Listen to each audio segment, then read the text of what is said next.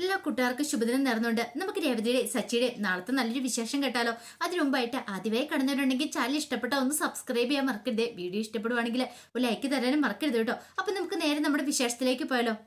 അങ്ങനെ നാളത്തെ വിശേഷം നമ്മൾ കാണുന്ന സച്ചി കാർ ഷെഡിലേക്ക് വരുവാണ്. അങ്ങനെ വന്നു കഴിയുമ്പോഴത്തേനും മഹേഷും ഫ്രണ്ട്സും എല്ലാവരും ഉണ്ടായിരുന്നു. സച്ചിനെ കണ്ടു കഴിഞ്ഞപ്പോഴത്തേനും മഹേഷും ഫ്രണ്ട്സും എല്ലാവരും കൂടെ അങ്ങോട്ട് ചെല്ലുവാണ്. ചെന്നിട്ട് ചോദിച്ചു, സച്ചി നീ എന്ത് പരിപാടിയാണ് കാണിച്ചെന്ന് ചോദിക്കുക. എന്ത് നീ എന്തിനാ ആ ശരത്തിന്റെ കൈ അങ്ങനെ പിടിച്ച് തിരിച്ചു വിട്ടേന്ന് ചോദിക്കുകയാണ്. ഓ അതാണോ കാര്യം? അതിനകത്തൊന്നും വലിയ കഥയില്ലെന്ന് പറയാ. എടാ അതങ്ങനെ ചെയ്യേണ്ട കാര്യമില്ലായിരുന്നു പറയണം. അവനൊരു തെറ്റും ചെയ്തിട്ടില്ലെന്ന് പറയാ.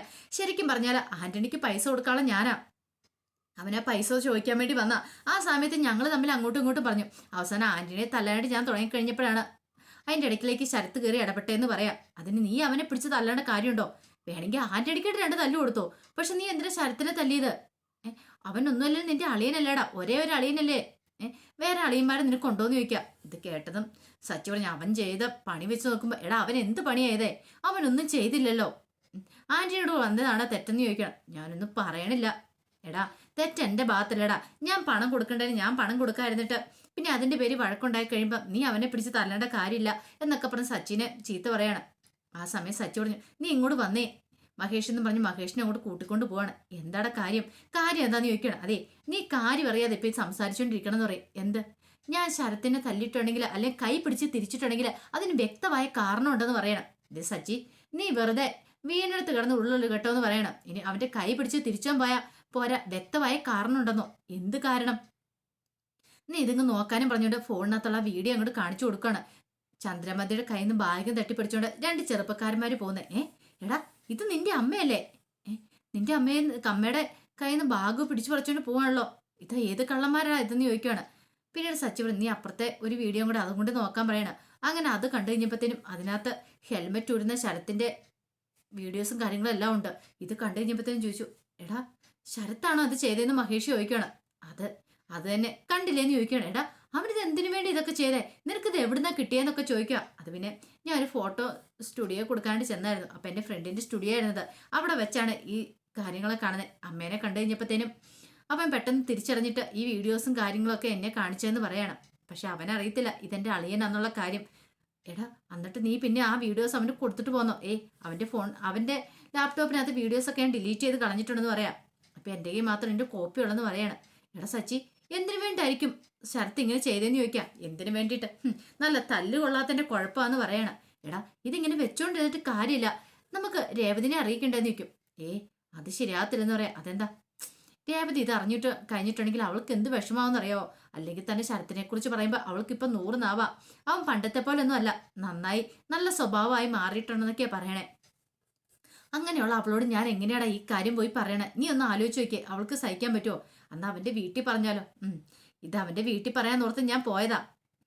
അങ്ങനെ ചെന്ന് കഴിഞ്ഞപ്പോഴത്തേനും ലക്ഷ്മിയമ്മയും ദേവും കൂടെ അവനെ കുറിച്ച് പറയുന്നത് കേട്ട് എനിക്കാണെങ്കിൽ ഇത് പറയാൻ തോന്നിയില്ല. അവനിപ്പോ പണ്ടത്തെ പോലെ ഒന്നും അല്ല, അവൻ നല്ല മിടുക്കനായിട്ടുണ്ട്, പാർട്ട് ടൈം ജോലിക്ക് പോകുന്നുണ്ട്, നന്നായിട്ട് പഠിക്കുന്നുമുണ്ട്.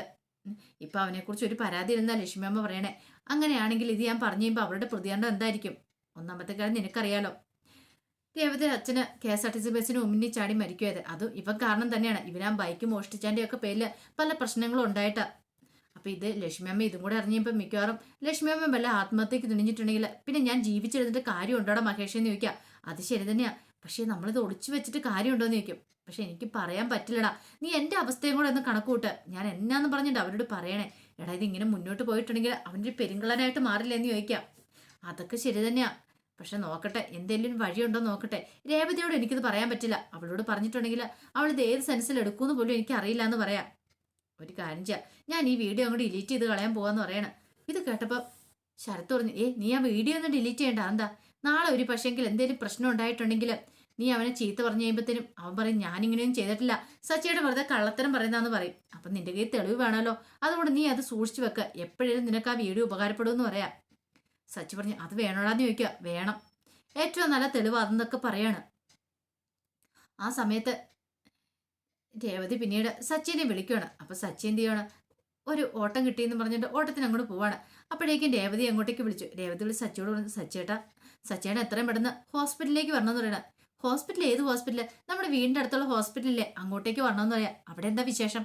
അത് പിന്നെ ശരത്തിനെ ഇവിടെ അഡ്മിറ്റ് ആക്കിയിട്ടുണ്ടെന്ന് പറയണം. ശരത്തിന് എന്ത് പറ്റി? അത് അവന് ബൈക്കിൽ നിന്ന് വീണ് കൈ ഒന്ന് ഇതായിട്ടുണ്ടെന്ന് പറയണേ. കൈ ഒന്നായിട്ടുണ്ടോ? കൈക്ക് എന്ത് പറ്റി? അതെന്താന്ന് അറിയത്തില്ല, ബൈക്കിൽ നിന്ന് വീണാന്ന് പറഞ്ഞെന്ന് പറയാം. ഓ, അപ്പം താൻ പിടിച്ച് തിരിച്ചു വെച്ചായിരിക്കും, അതായിരിക്കും കാര്യം. സച്ചു പറഞ്ഞു, ആ അത് പിന്നെ ഞാൻ അല്പം ഓട്ടത്തിലാന്ന് പറയാ. ഓട്ടത്തിലോ? അതെ, ഞാൻ പോയിക്കൊണ്ടിരിക്കുക. സച്ചേട്ടാ, ആ ട്രിപ്പ് വേണേ മഹേഷിന് ആർക്കെങ്കിലും കൊടുത്തിട്ട് സച്ചേട്ടനും കൂടെ വാ, ഞാനിവിടെ തന്നെ ഉള്ളൂ. പിന്നെ അമ്മയുടെ ദേവനും കാര്യം അറിയില്ല, അവര് ഭയങ്കര വിഷമത്തിലാന്ന് പറയാ. ഇപ്പൊ വരാനൊന്നും പറ്റില്ല, ഇച്ചിരി ലോങ് ഓട്ടോ ഞാൻ പോയിക്കൊണ്ടിരിക്കുന്നു പറയാ. എന്താ സച്ചേട്ടാ? എന്റെ എന്റെ അനിയനല്ലേ ഇങ്ങനെ സംഭവിച്ചിരിക്കുന്നേ, ആ സമയം സച്ചേട്ടൻ ഇങ്ങനെ പറയുകയാണ് ചെയ്യണ്ടേ? അവനെ ഹെൽപ്പ് ചെയ്യുകയല്ലേ ചെയ്യണ്ടേ? ഞങ്ങൾക്ക് ഇവിടെ വേറെ ആരാ സച്ചേട്ടൻ അല്ലാതെ ഉള്ളത്? സച്ചേട്ടൻ ഇങ്ങോട്ട് പെട്ടെന്ന് വരാൻ പറയണം. പറ്റില്ല എന്ന് പറഞ്ഞില്ലേ? എന്നൊരു കാര്യം ചെയ്യുക, സച്ചേട്ടൻ ട്രിപ്പ് കഴിയുമ്പോൾ ഇങ്ങോട്ട് വരുമോ നോക്കട്ടെ. ലോങ് ട്രിപ്പാ, അതുകൊണ്ട് എപ്പോൾ വരുമോന്നൊന്നും പറയാനൊന്നും പറ്റില്ല എന്ന് പറയാം. സച്ചേട്ടൻ എന്താ സച്ചേട്ടാ ഇങ്ങനെയൊക്കെ പറയണേ? ഇങ്ങനെയൊന്നും ആയിരുന്നല്ലോ, ഇതെന്ത് പറ്റിയെന്ന് ചോദിക്കുക. ഒന്നും പറ്റിയില്ല, നീ ഫോൺ വെച്ചേ, എനിക്ക് അല്പം തിരക്കുണ്ട്, ഞാൻ ഡ്രൈവ് ചെയ്തുകൊണ്ടിരിക്കുക എന്നൊക്കെ പറഞ്ഞിട്ട് സച്ചു കോള് കെട്ടി വേണം. രേവതിക്കൊന്നും അങ്ങോട്ട് മനസ്സിലാകുന്നില്ല, എന്താ ഈ സച്ചേട്ടന് പറ്റിയത്? ഇങ്ങനെയൊന്നും ആയിരുന്നില്ലല്ലോ ആള്. പിന്നീട് രേവതി അകത്തേക്ക് ചെല്ലുമ്പോഴത്തേനും ദേവി ചോദിച്ചു, സച്ചേട്ടനോട് കാര്യങ്ങളൊക്കെ പറഞ്ഞു എന്ന് ചോദിക്കാം.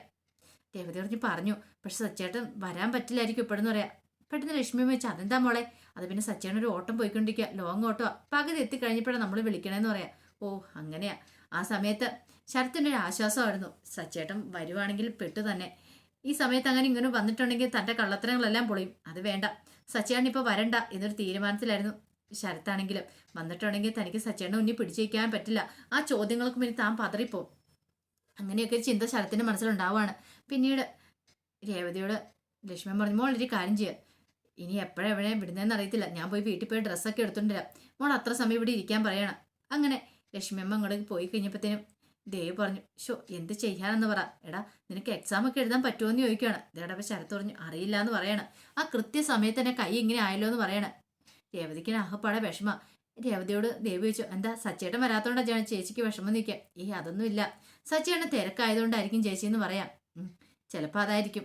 പിന്നീട് ശരത്തിനോട് രേവതി ചോദിച്ചു, നിനക്ക് കൈക്ക് വേദന ഉണ്ടോന്ന് ചോദിക്കാം. വേദന ഉണ്ടെന്ന് പറയാം, ചിലപ്പോൾ ഇന്ന് അഡ്മിറ്റ് ചെയ്യുമായിരിക്കും, അതിന് ശേഷമല്ല എന്തെങ്കിലുമൊക്കെ പറയുള്ളൂ, നീ വിഷമിക്കൊന്നും വേണ്ട കേട്ടോ എന്നൊക്കെ പറഞ്ഞിട്ട് ശരത്തിനെ ആശ്വസിപ്പിക്കുകയാണ്. പിന്നീട് രേവതി വീട്ടിലേക്ക് വരിക. ഈ സമയം ചായ കുടിച്ചുകൊണ്ടിരിക്കുകയാണ് ചന്ദ്രമതി, ശ്രുതിയൊക്കെ. അപ്പം രവീന്ദ്രൻ വന്നപ്പോൾ തന്നെ ചോദിച്ചു, എങ്ങനെയുണ്ട് മോളെ, ശരത്തിന്റെ കൈക്ക് എങ്ങനെയുണ്ടെന്ന് ചോദിക്കാം. കുഴപ്പമില്ല അച്ഛൻ, നല്ല വേദനയുണ്ട്, നാളെ ഡോക്ടർ എന്തെങ്കിലും പറയുള്ളൂ എന്ന് പറയണം. അതെന്താ? ഇത് ഇന്ന് എക്സ്റേ ഒക്കെ എടുത്ത് നോക്കിയിട്ടുണ്ട്, പിന്നെ ഒരു സ്കാനിങ് കാര്യങ്ങളൊക്കെ ചെയ്യണമെന്ന് പറഞ്ഞു, അതുകൊണ്ട് എങ്ങനെയാണെന്ന് അറിയില്ല എന്ന് പറയണം. ഇത് കേട്ടപ്പം പെട്ടെന്ന് രവീന്ദ്രൻ ചോദിച്ചു, അല്ല പൈസ വല്ലതും വേണോന്ന് ചോദിക്കുകയാണ്. പൈസയോ? അതൊന്നും വേണ്ട അച്ഛാന്ന് പറയണേ.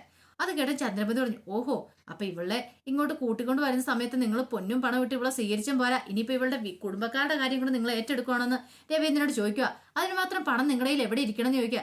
രവീന്ദ്രൻ പറഞ്ഞു, ചന്ദ്രേ നീ അവിടെ ചായ കുടിക്കുമല്ലേ, ചായ കുടിക്കുവാണെങ്കിൽ ചായ കുടിക്കാൻ പറയാണ്. ആ സമയം ചന്ദ്ര പറഞ്ഞു, ഇവളുടെ അനിയൻ എവിടെയോ പോയി ബൈക്ക് ഉരുട്ടി മറിച്ചിട്ട് വീഴിച്ചാന് ഇപ്പം പൈസ മുടക്കണം നമ്മളാണെന്ന് ചോദിക്കുകയാണ്. രവീന്ദ്രൻ ചോദിച്ചു, അല്ല മോളെ എങ്ങനെ വീണേന്ന് ചോദിക്കുകയാണ്. അത് പിന്നെ ബൈക്കേന്ന് വീണാന്ന് പറയണം. ചന്ദ്രമതി പറഞ്ഞു, അതിന് അവന് ബൈക്കൊന്നും ഇല്ലല്ലോ, അത് പിന്നെ ഒരു ഫ്രണ്ടിന്റെ ബൈക്ക് അമ്മയെന്ന് പറയണം. ശ്രുതി പറഞ്ഞു, ഫ്രണ്ടിന്റെ ബൈക്കാണോ അതിനിപ്പോൾ മോഷ്ടിച്ച ബൈക്കാണോ എന്ന് ചോദിക്കുകയാണ്. ഇത് കേട്ടതും വല്ലാത്ത സങ്കടമായിപ്പോയി രേവതിക്ക് ഭയങ്കര വിഷമം. അപ്പോഴേക്കാണ് ഇത് കേട്ടത് ഇത് കേട്ടാണ് വർഷയും ശ്രീകാന്തും കൂടെ ഇങ്ങോട്ട് വരുന്നത്. വർഷ പെട്ടെന്ന് ചോദിച്ചു, അല്ല രേവതി ചേച്ചിയുടെ അനിയനൊരു കള്ളനാണോ എന്ന് ചോദിക്കുകയാണ്. ദൈവമേ എന്ത് ചെയ്യണം, എന്ത് മറുപടി പറയണം നടത്തില്ല. ഈ സമയം ശ്രീകാന്ത് വർഷയോട് പറഞ്ഞു, നീ ഒന്നും മിണ്ടായിരിക്കുന്നുണ്ടോ എന്ന് ചോദിക്കുക. പിന്നീട് വർഷ പറഞ്ഞു, അല്ല ഞാനങ്ങോട്ട് ചോദിച്ചെന്നുള്ളൂ, ബൈക്ക് മോഷ്ടിച്ചെന്നൊക്കെ പറഞ്ഞിട്ട് ഞാനങ്ങോട്ട് ചോദിച്ചെന്നുള്ളൂ, എനിക്കിതിനെക്കുറിച്ചൊന്നും അറിയത്തില്ലോ എന്ന് പറയണം. ഈ സമയം രേവതി പറഞ്ഞു, എൻ്റെ അനിയനൊരു മോഷ്ടാവൊന്നും അല്ലെന്ന് പറയണം, ഇത്തവണ അവൻ ശരിക്കും ബൈക്കിൽ നിന്ന് വീണത് തന്നെയാന്ന് പറയണം. അങ്ങനെ അവർ സംസാരിച്ചുകൊണ്ടിരിക്കുന്ന സമയത്താണ് മുറി തുറന്ന് സച്ചി പുറത്തേക്ക് ഇറങ്ങി വരുന്നത്.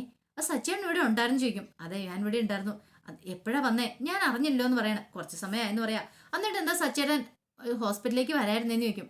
അത് പിന്നെ ഞാൻ മടുത്താ വന്നേന്ന് പറയണം. എന്നാലും ഹോസ്പിറ്റലിലേക്ക് വരായിരുന്നു, അച്ഛൻ അവിടെ അങ്ങോട്ടേക്ക് വന്നു കഴിഞ്ഞിട്ടുണ്ടെങ്കിൽ അമ്മയ്ക്കും ദേവുവിനും അവനൊക്കെ എന്ത് സന്തോഷമാവെന്നറിയോ സച്ചേട്ടൻ വന്നു കഴിഞ്ഞിട്ടുണ്ടെങ്കിൽ. ഓ അതിന്റെ ആവശ്യമുണ്ടെന്ന് എനിക്ക് തോന്നിയില്ല. അതെന്താ സച്ചേട്ടൻ അങ്ങനെ പറഞ്ഞേ? എൻ്റെ അനിയൻ്റെ ആപത്ത് വന്നുമ്പോൾ സച്ചേട്ടൻ വന്ന് അവനെ നോക്കേണ്ട കടമയില്ലേന്ന് ചോദിക്കും. പിന്നെ കടമ, അവനോട് ആരെങ്കിലും പറഞ്ഞ പണിയാണ് ഇതെന്ന് ചോദിക്കുകയാണ്. ബൈക്കിൽ പോയി വലിഞ്ഞു കയറാനായിട്ട്. ഇത് കേട്ടപ്പോൾ രേവതി എന്നും പറഞ്ഞുകൊണ്ട് ബൈക്കിൽ കയറി വീണ് കഴിഞ്ഞപ്പോൾ ഇതിന് കുറ്റപ്പെടുത്തേണ്ട കാര്യമുണ്ടോ എന്ന് ചോദിക്കണം. പിന്നെ അവൻ ചെയ്യുന്ന പണി ഞാനൊന്നും പറയണില്ല എന്നാന്ന്. എന്താ പറഞ്ഞേ? അവൻ ചെയ്യുന്ന പണിയെന്നോ? അവൻ എന്ത് പണിയെന്നാ പറഞ്ഞേ? അല്ല കണ്ടവന്റെ ബൈക്ക് മേടിച്ചോണ്ട് അവന് ഊരി ചുറ്റാൻ നടക്കേണ്ട കാര്യമുണ്ടോ? കോളേജിലേക്ക് പോയി മര്യാദയ്ക്ക് പഠനം കഴിഞ്ഞ് വീട്ടിലേക്ക് വന്നാൽ പോരെ. അതിന് നാട്ടുകാരുടെ ബൈക്കും മേടിച്ച് ചുറ്റിയഴുകി നടക്കുമല്ലേന്ന് ചോദിക്കാം. അത് പിന്നെ അവന് പാർട്ട് ടൈം ജോലിയൊക്കെ ഉള്ളതല്ലേ സച്ചേട്ടാ. അപ്പം അതുമായിട്ട് ബന്ധപ്പെട്ട എന്തെങ്കിലും കാര്യങ്ങളൊക്കെ ആയിരിക്കും. ആ സമയത്ത് വീണതായിരിക്കും എന്ന് പറയണം. ഇത് കേട്ടപ്പോൾ സച്ചി പറഞ്ഞു, എന്ത് തന്നെയാണല്ലോ ആയിക്കോട്ടെ, പക്ഷെ ഞാൻ അവനെ ഹോസ്പിറ്റലിലേക്കൊന്നും കാണാൻ പോകത്തില്ലെന്ന് പറയാം. രവീന്ദ്രൻ പറഞ്ഞു, നീ എന്ത് അഹങ്കാരം വർത്താനോ സച്ചി പറയണമെന്ന് ചോദിക്കാം. അച്ഛനെ ചിലപ്പോൾ അഹങ്കാരമായിട്ട് തോന്നുമായിരിക്കും, പക്ഷെ എനിക്ക് അങ്ങനെയല്ലാന്ന് പറയാം. ഇത് കേട്ട് കഴിഞ്ഞപ്പോൾ ചന്ദ്രമതി ഓർത്തു, ഇത്ര നാൾ ഇങ്ങനെയൊന്നും ആയിരുന്നില്ലല്ലോ. ദേവതയുടെ വീട്ടുകാരെന്ന് പറഞ്ഞാൽ തലേ ചുമന്നുകൊണ്ട് നടന്നവനാ. പെട്ടെന്ന് ഇത് എന്ത് പറ്റി ഇവനിങ്ങനെ മാറ്റം ഉണ്ടാവാനായിട്ട്? ആ സമയം വല്ലാത്തൊരു ടെൻഷനായിപ്പോയി രേവതിക്ക്. രേവതി സച്ചിയാണ് എന്താ ഇങ്ങനെയൊക്കെ പറയണം നിൽക്കും, പിന്നെ ഞാൻ എങ്ങനെ പറയണം? പെട്ടെന്ന് രവീന്ദ്രൻ പറഞ്ഞു, ഒരു കാര്യം ഞാൻ പറഞ്ഞേക്കാം, നാളെ നേരം വിളിക്കുമ്പോൾ നീ ശരത്തിനെ കാണാൻ പോയിക്കണം, പറഞ്ഞു കേട്ടല്ലോ. എൻ്റെ അച്ഛാ എനിക്ക് പറ്റില്ല, എനിക്കിവിടെ 100 കൂട്ടം ജോലിയുണ്ടെന്ന് പറയണം. അതെങ്ങനെ ശരിയാവൂടാ? പിന്നെ അച്ഛാ ഞാൻ ജോലിക്ക് പോയില്ലെങ്കിൽ എന്നെ അടുത്ത കാര്യങ്ങളൊക്കെ നടക്കുന്നേ. എൻ്റെ സീസിയും കാര്യങ്ങളൊക്കെ അടയ്ക്കണ്ടേ? അതൊക്കെ അടയ്ക്കാനായിട്ട് വേറെ ആരെങ്കിലും പൈസ വരുമോയെന്ന് ചോദിക്കുക. രേവതിക്ക് ഭയങ്കര വിഷമമായിപ്പോയി. രേവതി പറഞ്ഞു, ഓഹോ അപ്പം എൻ്റെ കുടുംബക്കാർക്ക് ഒരു അസുഖം വന്നിട്ടുണ്ടെങ്കിൽ സച്ചേണ് വന്ന് നോക്കാൻ പറ്റില്ലല്ലേ എന്ന് ചോദിക്കുകയാണ്. അത് പിന്നെ നിന്റെ കുടുംബക്കാർക്ക് അസുഖം വന്നിട്ടുണ്ടെങ്കിൽ പറ്റില്ലെന്ന് ഞാൻ പറഞ്ഞില്ലല്ലോ. ഇപ്പം എന്നെ കൊണ്ട് പറ്റില്ലെന്നല്ലേ പറഞ്ഞതെന്ന് ചോദിക്കുക. എനിക്ക് നാളെ രാവിലെ ഓട്ടം ഉണ്ടെന്ന് പറയണേ. രവീന്ദ്രൻ പറഞ്ഞു, നിനക്ക് എന്ത് ഓട്ടം ഉണ്ടെങ്കിലും കുഴപ്പമില്ല, നീ നാളെ ഹോസ്പിറ്റലിലേക്ക് പോയാൽ മതിയാവുള്ളൂ എന്ന് പറയാം. രേവതി പറഞ്ഞു, വേണ്ടച്ചാ, ഇഷ്ടമില്ലാത്തൊരു കാര്യം വരണ്ട, അതിൻ്റെ ആവശ്യമില്ലെന്ന് പറയാം. എന്തിനാ വരുന്നേ എന്നൊക്കെ ചോദിക്കുകയാണ്. അങ്ങനെ പിറ്റേ ദിവസം ആയി കഴിഞ്ഞപ്പോഴത്തേനും ലക്ഷ്മിയൻ പറഞ്ഞു, ഒരു കാര്യം ചെയ്യാം, ഞാൻ പോയി പൂക്കടയിൽ ഒന്ന് പോയിട്ട് വരാമെന്ന് ദേവനോട് പറയണം. രേവതിനെ ഏൽപ്പിച്ചിട്ടുണ്ട്, പക്ഷേ കുറച്ച് ഓർഡറും കാര്യങ്ങളൊക്കെ ഉണ്ടെന്ന് പറയണം. നീ ഇവിടെ ഇരിക്കാൻ പറയണം. അങ്ങനെ ദേവ് അവിടെ ഇരിക്കുക. പെട്ടെന്നാണ് ഒരു സിസ്റ്റർ വന്നിട്ട് മെഡിസിൻ മേടിക്കുന്ന കാര്യം പറഞ്ഞ് ദേവ് ആ സ്ട്രിപ്പ് പോയിട്ട് അങ്ങോട്ട് പോകുമ്പോഴത്തേനും സച്ചി അങ്ങോട്ടേക്ക് വരുവാണ്. ഒരു നിമിഷം സച്ചിനെ കണ്ട് ശരത്ത് ഇങ്ങനെ പകച്ചു നിൽക്കുകയാണ്. എന്ത് മറുപടി പറയണമെന്ന് നടത്തില്ലാതെ സച്ചി ശരത്തിൻ്റെ അടുത്തേക്ക് ഇങ്ങ് വരുവാണ്. ശരത്തിന് മനസ്സിലായി താൻ പെട്ടെന്നുള്ള കാര്യം. അപ്പോൾ അതിൻ്റെ വിശേഷങ്ങളൊക്കെ നാളെ കാണാൻ പോകുന്നത്. ആ വിശേഷങ്ങളൊക്കെ നമുക്ക് എല്ലാവർക്കും കാത്തിരിക്കാം കേട്ടോ. ഒരിക്കൽ കൂടി എല്ലാവർക്കും ശുഭദിനം നേർന്നുകൊണ്ട് നിർത്തുന്നു. നന്ദി.